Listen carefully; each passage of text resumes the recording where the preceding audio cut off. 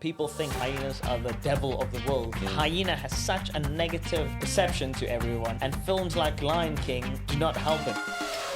We've got a family of foxes that live behind the house here. I think a baby fox is called a kit, and the female's called a vixen. Ooh. Yeah. Rare can't sit still. His brain works about 500 kilometers an hour, and I do not think he would be capable of sitting in a hide for that period of time. I'm Greg. I'm Tristan. I'm Rhea. Let's get off track. Yeah, let's do it. We've got to start on track. Yeah, we're going to stay on You've got to track. start on track. 4x4. Slow, steady. Yeah. So, having all now stayed in the UK for quite a while, you guys managed to film anything? I'm missing a camera, hey. Like, I haven't picked up a camera in months now.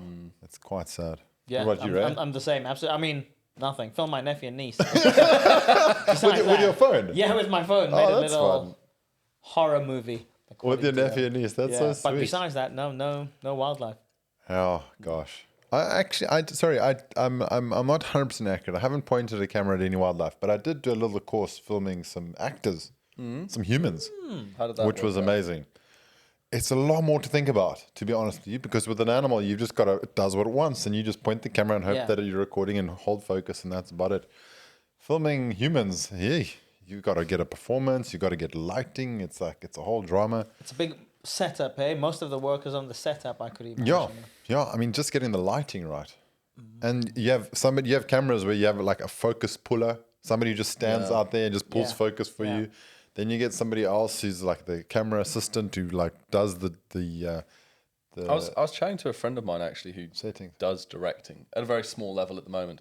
But he was like, because I think he's been talking to me now like how we film, and he was amazed to find that we do all of the pulling focus and stuff by Manually. ourselves. Yeah. On a 1,000mm lens with something running straight towards you. Yeah, it's very different to what the guys who work in like production, cinema, and theater and stuff. I mean, yeah, it's interesting. Even like when I've explained to my brother and sister-in-law, where I would tell them that, guys, when we're filming wildlife, it's all manual. That focus that you see on TV is us manually pulling the focus to get the subject into frame. And when you watch us misfocus, that's us not doing a good job Which happens most of the a time. lot of the time. But what do you think? Do you think like now that we've had a lot of time without practice, do you think it'll be easy to get it back when you go back to Botswana, or do you think it'll be tough? I'll get it back, but it's going to take me a couple of days, I think. It's just that adjusting back into like the feel and everything. Like, I mean, you retain most of your skills. But my focus is going to be all over the place. Watch the panic. Watch what'll happen. Now, this is my money. My money's on when you guys go back there to start filming. You're gonna have an action-packed first day. Day one, yeah, 100%. Proper. 100%. I'm just going to use the drone. There you go. The drone's a bit more It's a lot easier. forgiving, isn't it? Autofocus is great. Yeah, a drone's much more forgiving. Long lens, not so much. How did you guys find your focus when you were like first doing it? Do you find it easy and intuitive? Hard. I mean, the problem for me First is time? No. well, the problem for me is to actually see the focal plane. I think my eyes are just not that great, you know. So, but just noticing where it is and then pulling it with the animal takes a lot of practice. Yeah, I was pretty crap at the beginning. Yeah. So I was terrible. I still find it hard. I mean, Yeah, no, at the beginning. I mean, it's the time. The funny thing is, though, when you look at your footage when you started, in that moment you believed, "I'm the shit. This is great." A year later, 2 years later, you look back at that and think, "This is rubbish." Why? How was I so proud of that footage, that material?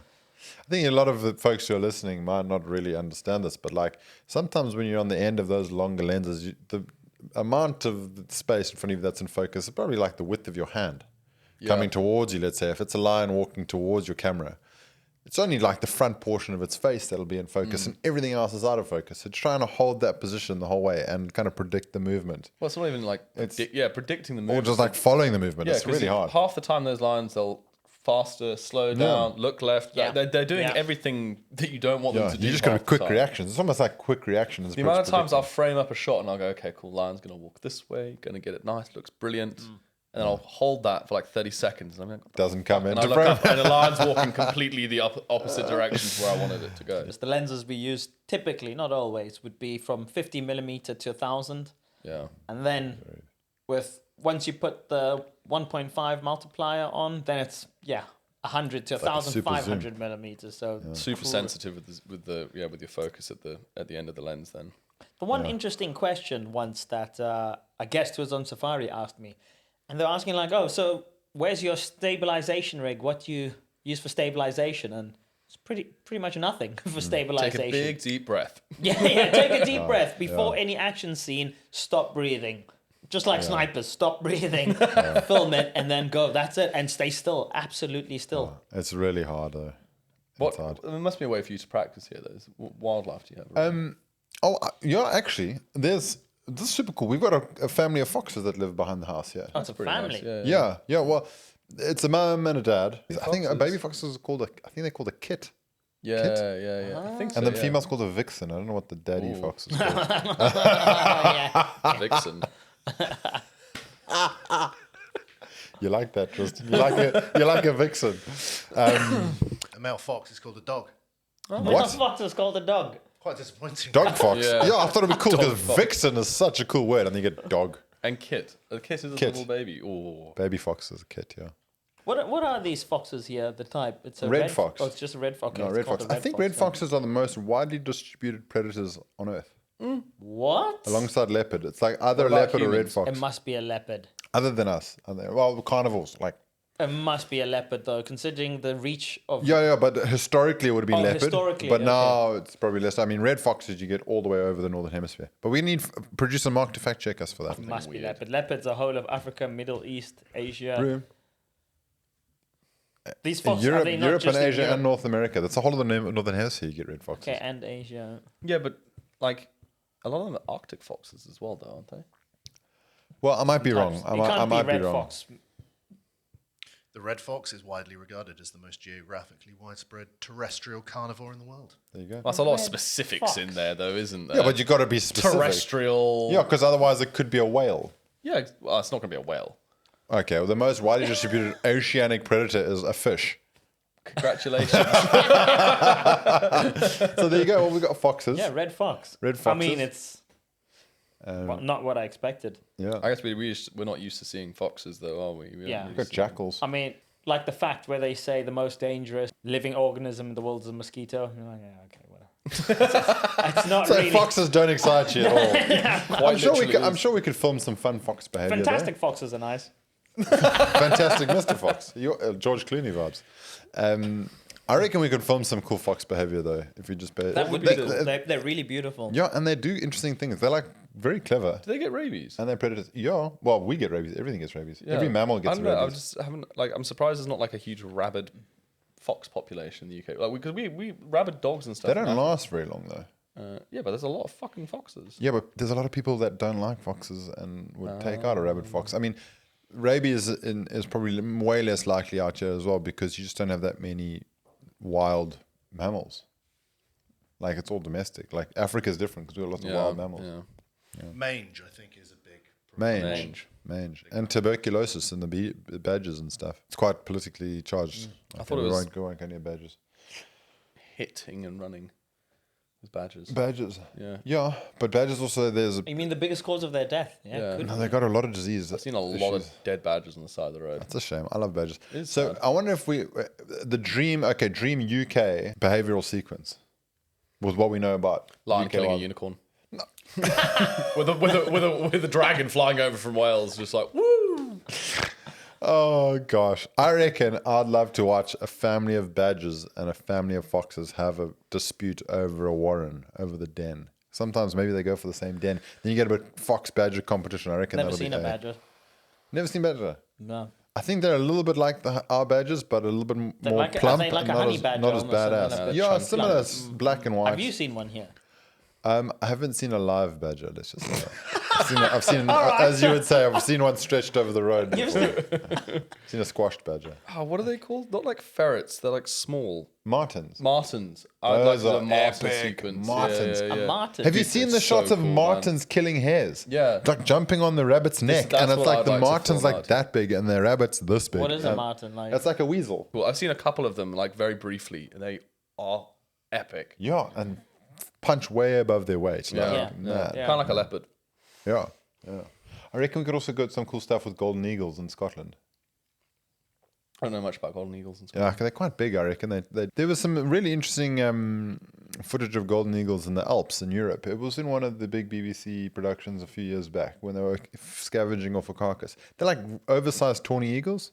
Okay. Beautiful, big eagle. And I think they're quite strong predators. Like they'll go for like small children. In the countryside. I was trying to say something that was not like that. And you're like, oh, small children. But yeah, eagles, cool stuff. Eagles There's are cool. lots of cool marine My stuff. only thing is like eagles and birds. I mean, yeah, you're much more of a bird guy than I am. Yeah, you don't really. Because birds, get I'm to kind of like birds. half of it like Very hard to film. Hard to film. Yeah, like once it's up flying there, bird. it's kind of like oh well, no, Yeah, it's it's just hard flying. to film. Yeah. But if you had a nest or something, Yeah, if you've got a nest and you know they're returning. the first time I ever got really into the idea of sitting and watching birds was I read an article in National Geographic when I was young, when I was like 8 years old, even younger. I used to get National Geographics as like presents and stuff. And I saw an article Nerd. about, I was way into it early, hey? I did as well. But I saw a really cool article of a scientist in the Amazon who was doing some research on harpy eagles, and he was sitting in a little tree house next to this nest of harpy eagles for like 7 years, like the whole fledging of a. So anyway, I was like amazed by this person, and I had the harpy eagle photographs like in my bedroom. I don't know why I got into eagles. It's like eagles are a vibe. Most And I people think- have like Cristiano Ronaldo or like Messi. Greg had man with harpy eagle. So my mum, when I was young, she painted a whole entire African landscape as a wall painting mural in my room, in my bedroom, my whole bedroom, every wall. She painted it. She painted it, yeah. So I had a big elephant the size of like a real, or not a real elephant, but half a real elephant, some That's buffalo, cool. some lions, my whole room, yeah. But then she put a random macaw. There's like a macaw parrot, and the buffalo in the background. I'm like, that doesn't work. Yeah, it was cool. And I had a big leopard over my door and a rock python. It's as if you were destined to get into this industry then, isn't I it? was. I would love to do hide work. So hide work is basically you would sit in something, could be like a tent or a structure which is built to look like a natural structure, a termite mound or something, with a hole for your camera to peek out. And you spend sunrise to sunset in there every single day till you get that key animal behavior that you're waiting for, looking for. It's amazing. Actually. And now for our listeners, I just want to explain something about Raya. Raya can't sit still. His brain works about 500 kilometers an hour, and I do not think he would be capable of sitting in a hide for that period of time. As long as I've got space, do some push-ups, something. Yeah. It listen to my depends how podcast. lucky you are. It depends on your hide, yeah. Some of them are, you could, but I did a little bit of time in a hide where I couldn't stand up in it, and I couldn't lie down in it either. You couldn't stand up in it. No, it was too small. And on this particular shoot, I was trying to film eggs hatching at a bird's nest. And the bird's nesting period to hatching is 26 days. We found the nest, and then we thought, okay, because it's already been laid, surely they're going to hatch in the next 2 weeks or so. But we needed somebody there every single day for 2 weeks to watch the eggs. And I was the one, because at the time I was the junior. And I had to watch non-stop until there was a crack in the eggshell, because we had to film the hatching. Yeah. But to see that, I had to keep my eyes locked on to these eggs Man, for... so you can't even just... You couldn't do anything. You had to just watch. And I was the newbie, so I didn't want to mess it up. So I literally just sat there looking at the set. 19 days. 19 days. Did you get it, until though? they hatched. Kind of. That was tough. That was really tough. I mean, I wouldn't wish it upon most. It's not easy. But you'd love it, Ray. You should try. Yeah, give it a go. It's fun. I think it's really fun if you're doing it for really unique behavior. And or a very, very unusual animal. Like, can you imagine like staking out for Amur tigers in like the Arctic or something? Like, that would be a vibe. I think the thing for me was like staking out, waiting for an animal to appear. In my head, it's the chance of that actually happening that would just kill me. Like, I'd rather go looking for it rather than just sit there and wait. Yeah. The cynic in you also wouldn't do very well. No. Yeah. No. You're too pessimistic. You got to be very optimistic to remain sane in the hide, which you might struggle at, Ray, at times. You got to be positive about it. No, some people do some crazy hard work there. Like, I mean, you hear some people love stories. that. Well, I mean, even like the one that you did. I mean, like, you were perched on scaffolding that was just above, literally a couple centimeters Water above level, the water line. And, you know, you can hear hippos crashing around. There's elephants walking past you. No. Those eggs are about, like, I mean, the size of like a quail egg almost. Yeah. You know, they could have gotten bumped off by a fish or something. Yeah. Well, And then there goes your 19 days. yeah. It's Yeah. time. You just put in the time. And I was new. It was probably like the second time, second sequence I tried to do with the camera. Yeah, you were pretty fresh. Yeah, green. But we got it. Ray, what, out of all the things out there, what do you think you would like to watch from a hide and try and film? Ooh, what I'd like to try film from a hide. I mean, it could be maybe a bird. I'm not sure what a nest or... I'm not sure what else you would film from a hide besides birds. Well, I mean, very useful for animals that are very shy. Yeah. So like I mean, I've got a good friend, mutual colleague, friend of ours who telling me a story about it. He was filming wolverines from a hide. It's like those really big ass mongooses that you get in the snow. So anything that's really hard to find and see, things that have dens and things that are nesting and breeding and things like that. Hide work is the one. Yeah, see, I feel like a bird. Birds would be from whatever. What else I hear birds sound like they would be interesting. The other good one that we did is hides at a waterhole. Yeah, that'd be That's nice. cool. Yeah. That'd Because be even nice to get photographically it's fun, but you Yeah. can sit right next to a waterhole Yeah. and film. It's flipping Yeah, great. hippos fighting in a hide. Same. Can you eye imagine? At level water as them. level. That's a good one, actually. So I've seen some stuff, people in the Congo doing things, and there's like, you know, there's open plays in the middle of the Congo. Sanga by the bars. Yeah, there's bars, yeah, with elephants and all those Yeah. things coming through. From a hide. From a hide. Yeah. Oh, that Some of them looks in the That looks- treetop that's as well, cool, though. that. Yeah, Apparently yeah, can't be that low down. at the The bars. elephants will munch you. Yeah, there's the cheeky elephants Yeah. in I think Congo. cheeky is a little bit even of an understatement. Agitated. They'll kill you. Yeah. Well, they've been hunted a lot there in the Congo. Oh, no, those yeah, areas, no, so those guys have they're a rough a time. bit shy. Yeah, actually, I kind of want to go back to Africa and do some filming. Dream predator prey sequence in the world. In the Now we're world. just dreaming about what we could film. What do you reckon? Is there something that you've heard of that you would love Leopard to taking film? down a giraffe would be pretty Leopard sick. giraffe. Leopard giraffe. pretty That's pretty ambitious, bro. But Oh, but I it like the happens idea at of least. that. Like at least you know it's happened now and then. But Yeah. still, like imagine those. But like a leopard grabbing a giraffe's head and just being flung around like a crazy thing. Yeah. Leopards have been known. I mean, known is like very, very. Yeah. vague. It's a rumor. There's rumors. It's a rumor. There's rumors. I've heard. I mean, there's been a couple reports of it, but leopards taking down pretty full-grown giraffes. giraffes, That to me would be probably the most spectacular thing to film. I mean, I heard a story once where it was literally a leopard. I think it was like sleeping in a tree or something. I mean, I know you've got a similar one about a leopard in a bush, but giraffes are quite curious animals, and they just stick their big heads into places that they shouldn't be. And leopards are very opportunistic, and it's just. Can you imagine that? Yeah, I mean, that would be top. That's of pretty my bucket amazing list at the predator moment. prey thing. That. Yeah. I don't know. Yeah, What about very you hard guys? to predict it happening. Also, though. Yeah, imagine trying to film it.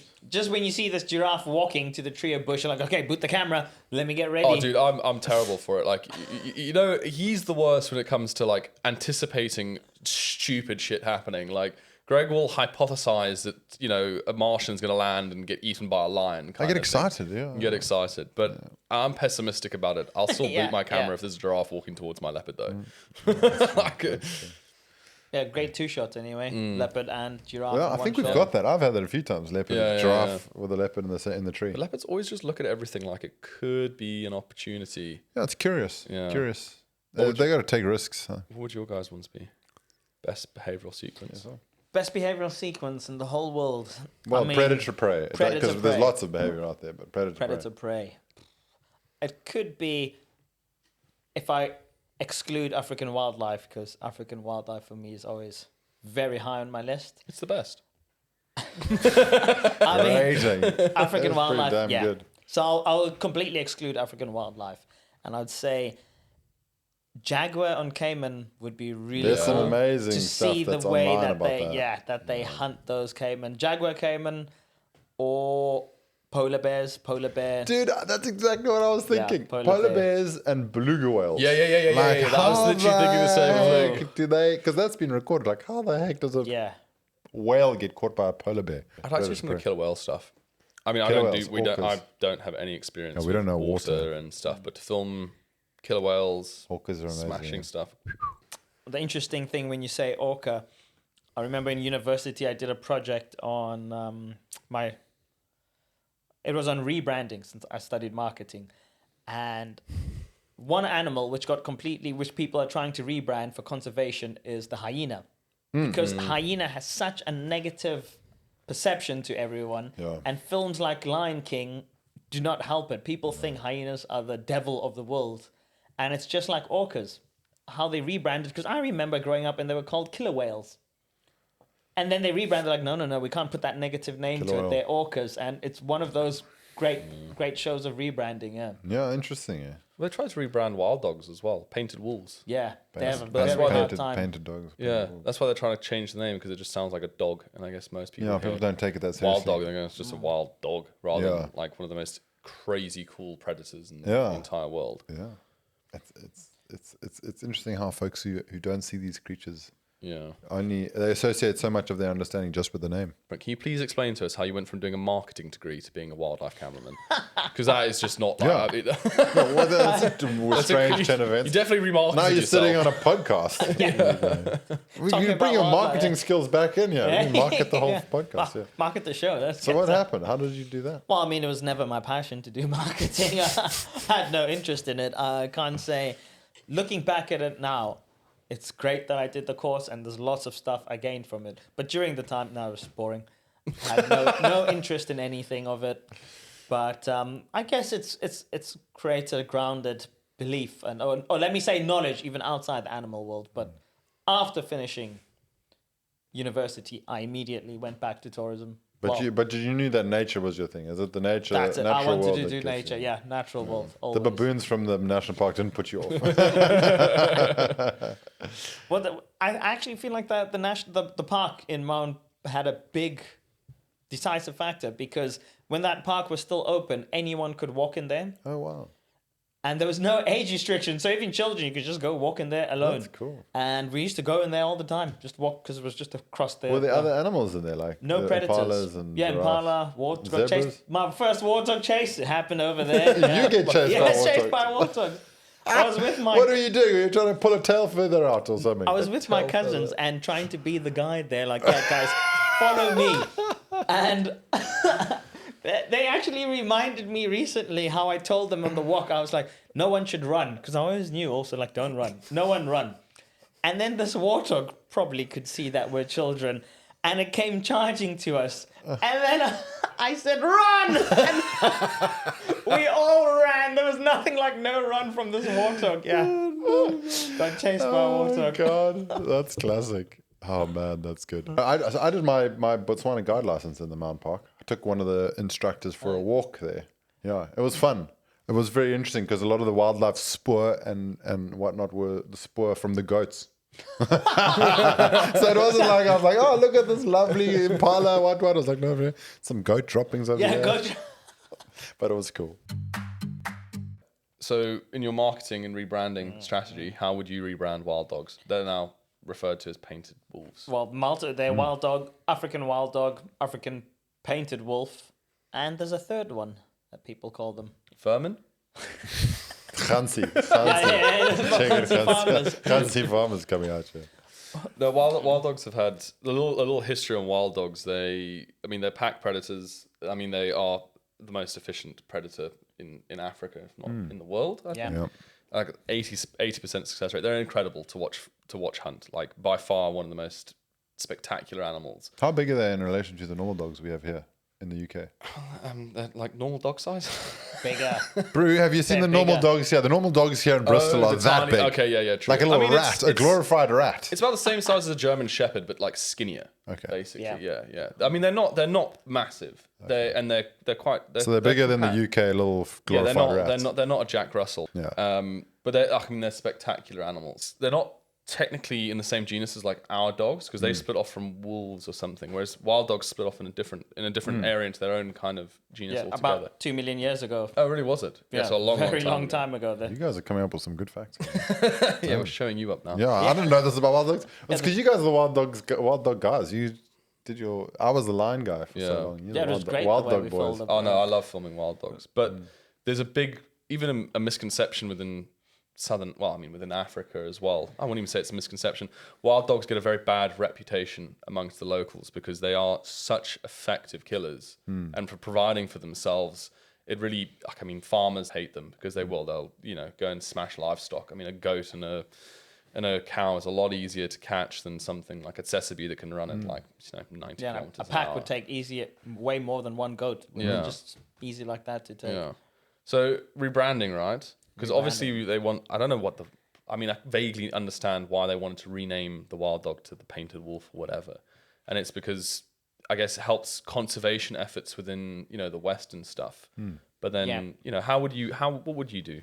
Well, just like how you explained, one, they're not dogs, so let's stop Well, calling them wild. they're dogs. They're just different types of Dog-like. dogs. They're not wolves. They're from a completely separate. But they're canids, though. So they're in the canids, same all right. family. So the wild canid. But they're the only one in the lichen in the whole. Is it genus or there's no other one? Yeah. Well, why don't we now not refer to them as dogs? Why do you want to call them a wild fox? No, lichens. Is it not pronounced Lycion, the genus name? Well, now it can be lichen. No! Lichens. So firstly... Yeah, we call them lichens. It's their scientific name. It sounds cool. The genus name. Yeah, why not? So then are we just homos? Well, I don't know about you. Because our genus name is So homo. what, are you called a domestic human? I don't know if I'm going to have... we're going to have to argue this now, but... Ever since but- you got married. I'll listen to you. But I think... Okay, well... He's remarketing it. He's remarketing it. And lichen is what they called werewolves in a movie about werewolves versus vampires. Okay, They well, call there them you the go. That's lichens. great marketing. We're going to market them on the same... The one thing I actually did also in school on rebranding with wild dogs, and the reason they changed it to rather painted wolves, wild dogs gave many people, which I didn't believe was possible, but I saw it with guests. When you say the name wild dog, they think it's just a dog in the wild. They don't realize it's like an a actual feral dog. Yeah, they think it's a feral dog. Like dingoes are just feral dogs. It's just a feral dog. And then the problem with now calling them wolves, painted wolves, I didn't know that, but wolves are about double the size, triple the size as a wild dog. So when someone looks at it, they're like, but that's not a wolf. Yeah. So why don't we just get away from that? Something in the middle. Call them lichens. The lichens. I Maybe we think, can that's a start fair idea. As the head of marketing Yeah, out of the lichens. three of us, we should try that. How about the desert hound? No, man, that's awful. Justin vetoed Desert Hound. Look at how dejected Mark looks now. He loved that idea. The desert Just hound cut in the him down. delta. The Delta's in the desert. The delta hound. But the Delta Hound. You like Hound. Hound makes me think of like Bloodhound. Well, hounds are traditionally hunting dogs. What about hunting hounds? Hunting hounds. HH. No, that just sounds like something off a Looney Tunes like show or something. The hunting hounds. I like painted hound. Painted. Yeah, once you hound. put painted in. Yeah. They're quite spectacular animals, though. I think they're one of my favorite animals by far. Yeah, even me, same. I mean, just the fact that they look after each other so much. We had a pack in the area we were filming. What was it? 54 dogs in a pack. You're that Yeah. big one. Yeah. It's like the biggest. It's one of the biggest that's ever been recorded, I think. I think so. So that it was really interesting for me. They did some research on dogs in the Delta. I think that was done in 2019, 2020, somewhere around that ballpark. And they were talking about how wild dog numbers in the Delta were really low, and there weren't packs averaged about 12. There's nothing really bigger than that. And then 3 years down the line, we saw that pack of 54. But I think it was in a completely different area of the Delta to where they did the research. But I was like, there must be little pockets of those mega big- packs. Yeah. And like, Yeah. we've seen packs of dogs that's like, 10, 15 dogs that'll take down 3-4 impala in a day, no problems. What is a pack of 54 taking down? That's a lot of hunting. Because we never spent any time with those guys. I would have killed Yeah, to spend amazing. time with those guys. Amazing pack, yeah. But there's not many left. I mean, you think apparently the Okavango and the Selous in Tanzania, those two pockets are the only real places left in I Africa. thought Where, Zim is also pretty good. so when I say those two places, I mean like long-term sustainable populations of wild dogs. Outside of that, the numbers are too small, and that means that genetic diversity is not good enough. Yeah. And I mean, we're only at 4,400 to 4,500 dogs in the whole continent. That's nothing. It's nothing, eh? It's that's really nothing. But it's similar with cheetahs, isn't it? Cheetah numbers are. Cheetahs, the last I heard was just around 7,000.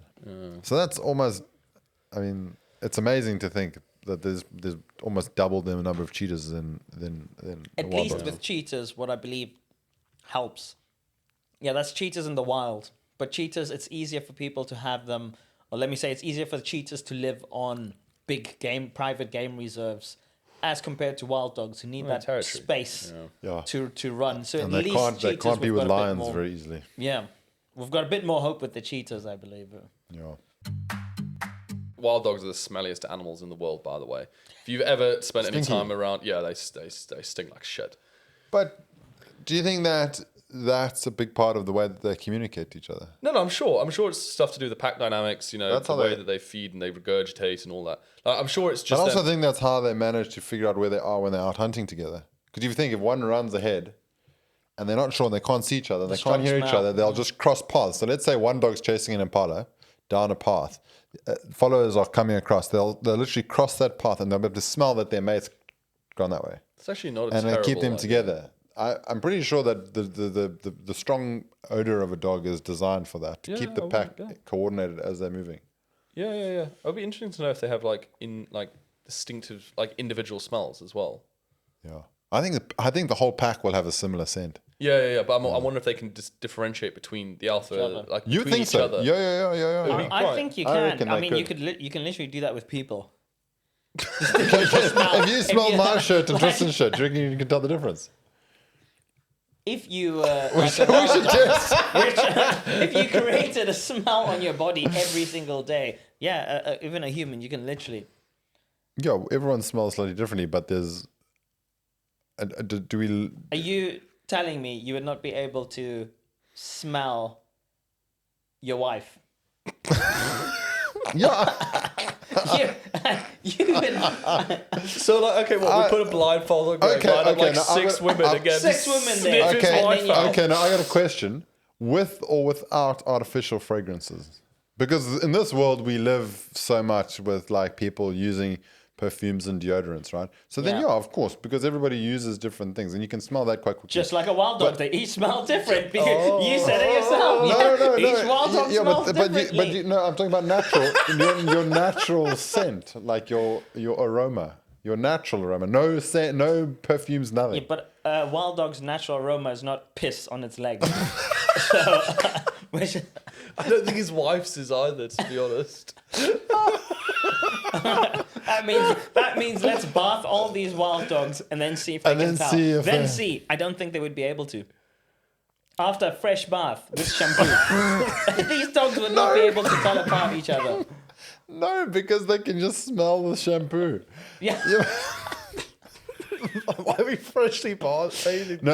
Okay, so if we didn't shower and didn't use deodorant for a month, Yeah. yes, Yeah. I would suspect that we'll be able to, You'd be able Tristan. to you'd be able But to I don't know tell. if you'll be able to tell each other apart. Like our noses are not like a dog's brew. Like our sensory But system, if our you least spend- sensitive sense is our sense of smell.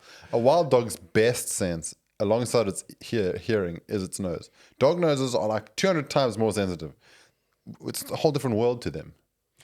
But if you've spent your whole life with me and Tris since we were born, Sniffing us. and we did not, and we didn't bath our whole lives. Can we tell the surely difference? You'd be able to tell the difference. Yeah, I think you would be able to. Sure, should we run an experiment next time? So Oak's not allowed to shower for wherever long it is until we have our podcast next, and then we see a sniff test. Sniff test, yeah. I'm down for that. Stinky, smelly people, man. Yo, that was. But honestly, I don't think our noses are that good. Actually, my nose is not. Good enough for that. I reckon you could. I'm with could. Rare on this one. I reckon. Because don't forget, like also the wild dogs, they live their whole life with the same wild dogs. I'm not all. I mean, there's like relocation. Females will go and find new packs and stuff. So yeah. Yeah, but then even just the amount of time they spend with each other. I'm not arguing with you, but they do have a 200 times better sense of smell than ours. The only way to solve this is to do a human experiment. If you're gonna say things, you've got to Wouldn't it? back it up with some science. Oh. Like we got to do some With this science. very scientific research. Pretty scientific, man. If you really want to do it properly, then you have to have 30 samples So then each of us has 30 items of Okay, sweaty Mark, stuff. make sure and you then bring one in as well. And then we mix them all together. I think our And then listeners you- back home should try it also. Write in and tell us. Okay, if so they, guys, if you really feel like it, we'll put Greg's address up somewhere and just send him your really smelly underwear that you've been running in, please. And we No, got but a I good don't know. sniff. I don't know the people, so I wouldn't be able to tell the difference. We got to be able to. Okay, right. All right. Let's well, kill it. We got a little bit off track Yeah, there that was in some wildly degree. off We got track. sniffing Greg and me. It was going Greg. downhill, so I think it's time to end. Yeah. Thank you very much for listening, everyone. We'll catch you in the next one. Next time. Once we're stinky and ready to smell test.